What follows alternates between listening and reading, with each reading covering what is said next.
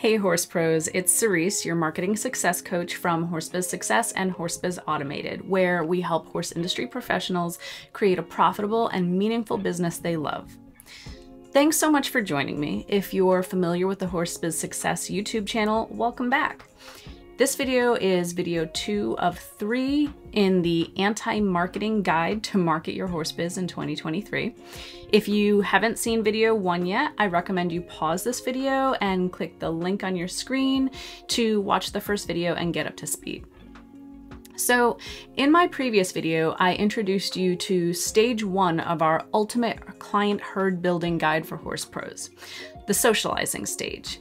So hopefully after watching that video and starting to think about marketing in a context that feels more natural to you, it's a little less polarizing. Your ideal clients are like horses in that they are social animals who learn who they want to be around by engaging in social situations.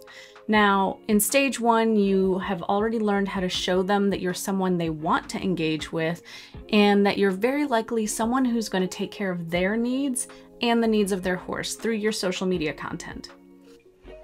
In the last step of the socializing stage, they committed to joining your herd by opting into your free offer. They have given you their email address as a show of faith that they are willing to hang around and see what you can do for them. In this video, we're going to take a look at stage 2, the bonding stage of building your ideal herd of clients. Like in stage 1, this stage has 3 steps, and we're going to build a bond with your ideal clients that helps them decide not only do they want to spend time with you, but eventually that they want to make the choice to work with you in a much more involved way. So how do we approach building that all-important bond? In order to build a bond with a horse or with a person, the most important thing is that you have to show up for them. And you have to do so regularly so that they can see that you're going to take good care of them. So that's step 1, and we're going to call that feeding time. And from there, you can start to build a sense of rapport with them, which is step 2. And then as they start to enjoy seeing you and look forward to it, you get to start working with them and you establish an initial sense of trust where you can start teaching them things and asking things of them with the proper motivation. That's what we'll cover in step 3, trust building. All right, so let's discuss feeding time. Now, if you think about it, it kind of makes sense, right? This is the starting point for building connection between you and the individuals that make up your herd.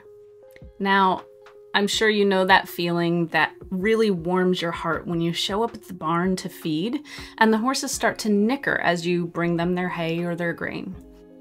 They're happy to see you and they're very much looking forward to what you're going to deliver.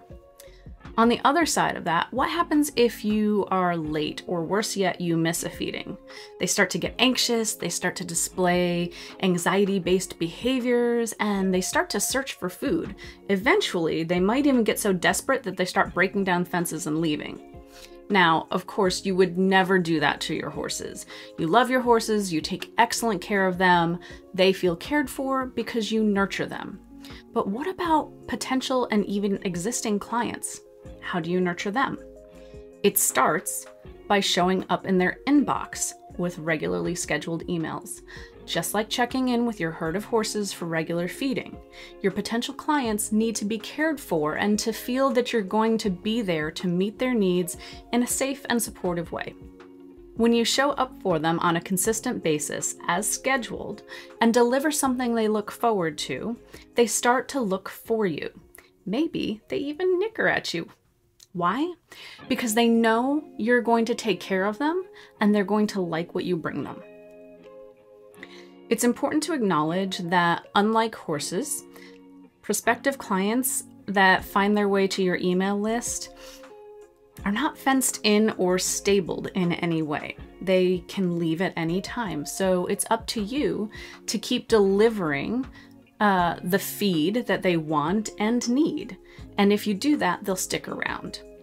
And if they do decide to leave, that either means that you're not delivering what they like and need, or that they have found their way into the wrong herd somehow and they're not your ideal client. Now, we're going to cover how to make sure you're delivering what your ideal client wants and needs more in depth later, so don't worry about that now. And if someone has found their way into your herd and they realize it's not the right fit for them, they're actually doing you, your herd, and themselves a favor by leaving. So don't worry about that either. We've all seen what a horse that doesn't fit into a group can do to a herd dynamic and how stressful it can be. When they leave the herd or are otherwise removed, it restores peace and balance. So it's going to be the same thing for your ideal herd of clients. I'm going to say it again. If somebody leaves your mailing list, it's a good thing. If they fit into your herd and they're happy to be there, they look forward to your emails, you have the opportunity to build rapport with them and eventually establish enough trust for a working relationship. So we're going to continue nurturing them and build that rapport until they feel ready to connect with you in a training role. If they never choose to purchase, that's okay. But by nurturing them in the herd, it costs no additional time or energy. If we feed the herd, we feed each individual. And unlike feeding horses, sending emails is really inexpensive. Which brings us to step 2, rapport building. Okay, so what goes into rapport building? With a horse, it's really pretty simple. We connect with them on a personal level. We recognize what it is that they most enjoy from their time with us, and we deliver that. Maybe it's an extra vigorous curry comb session while grooming or special treats. Maybe they love the adventure of hitting the trail or dancing with us in a pure expression of athleticism. Or maybe it's just quiet, gentle moments with them where they feel safe and at peace. As horse lovers, it's easy for us to determine what makes a horse really love being with us. And of course, that helps to build the rapport and make deposits into their emotional bank account. It's the same idea with your herd of potential and existing clients. Your existing clients, of course, are part of your herd and they should be on your mailing list too. At this stage, they're all part of your herd, just at different stages of training. So how do we build rapport with them? By delivering content that they value, that is exclusive to the people that are on your mailing list. Now, of course, you're not going to go and scratch your clients behind the ears. That's weird, and they're not going to like it. But if you've done the work from stage 1, step 1 in my last video, defining their dreams, you know what the dream they're seeking is with their horse, and that you can uniquely deliver for them. So in your emails, you give them value with quick wins. Simple techniques, important educational information, and inspiring thoughts that help validate for them that your herd is the right place for them to be. You can do this in written format. You can send them links to videos that you've recorded. You can create video collages that demonstrate or that are inspirational, and even send them links to podcasts or audio files that you've recorded for them. The possibilities are really unlimited here. But the important thing is that each time they learn something new that they can take to their horse, or they see you reflecting their values back to them. You add a little deposit into their emotional bank account and really start building that rapport. They start to feel seen and appreciate the value that you deliver for free, which leads them to be receptive to your paid services when you offer them. So this takes us to step 3, teaching trust, their first purchase with you. Like having a horse out for an initial training session, you have nurtured them in the herd and they have a comfort level with you. They feel seen and understood on a fundamental level due to your rapport building with them, and now you ask them to engage with you.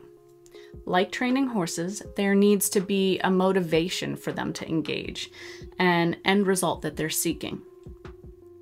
There's an exchange of energy that happens where you ask for something from them, this would be a form of payment, and then deliver the result that motivates them. Now, with people, it's actually a much easier process because people have higher information processing and reasoning abilities than horses. So it's actually much simpler to convey the benefits of working with you to a person than it is to a horse. If you've laid the groundwork through regular nurturing and rapport building, your ideal client simply needs you to teach them in detail about the results that your services deliver. The best part is that they already trust that you are going to deliver on that process when it's spelled out for them in a way that clearly defines the step-by-step process. They already know from all of the free content that they've received from you on social media and in the more exclusive and special content they received from your emails that if they make a purchase from you, they're going to get great value and love the results. So this whole process really means that there's no selling on your end. You make an offer and they like the offer. They see the value that it's going to deliver for them and they purchase. No pressure, no tactics, no sleaziness. And the best part of all of this is that the process can actually be automated with technology so that you create content and the details of the products or services, set up software to deliver it, and it goes out on autopilot. And then you get back to the work that inspired you to go into business for yourself in the first place, helping horses. Now, if you want to know more about how to use technology to make your business streamlined, easy to manage, and scalable to earn more income, you can check out Leah's tech training videos or check out the link below to learn more about our all-in-one business hub, HorseBiz Automated. I hope you found this information helpful and that it's making the idea of marketing feel way more doable for you.